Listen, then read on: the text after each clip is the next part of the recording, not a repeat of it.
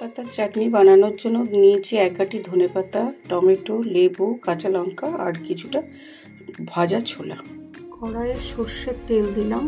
তেল গরম হয়ে গেলে 3টে শুকনো লঙ্কা সর্ষে ফোড়ন দিই, 1 চামচ কলাইয়ের ডাল, 1 চামচ ছোলার ডাল। এগুলো খুব ভালো করে ভেজে নেব।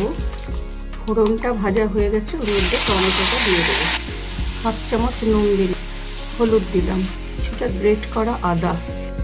টমেটোটা নরম হওয়া পর্যন্ত আমি নাড়তে থাকবো।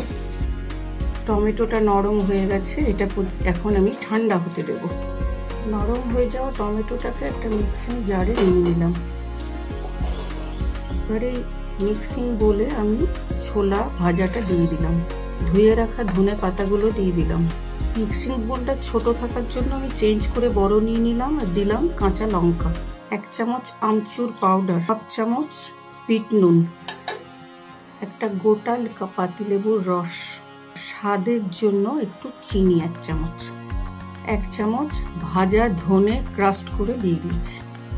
এবার এটা ঢাকা দিয়ে মিক্সিতে ঘুরিয়ে নেব। দারুণ সুন্দর ধনেপাতা টমেটো দিয়ে চাটনি তৈরি হয়ে গেল। খেয়ে দেখুন কেমন লাগে। ভালো লাগলে পেজটিকে অবশ্যই ফলো করবেন।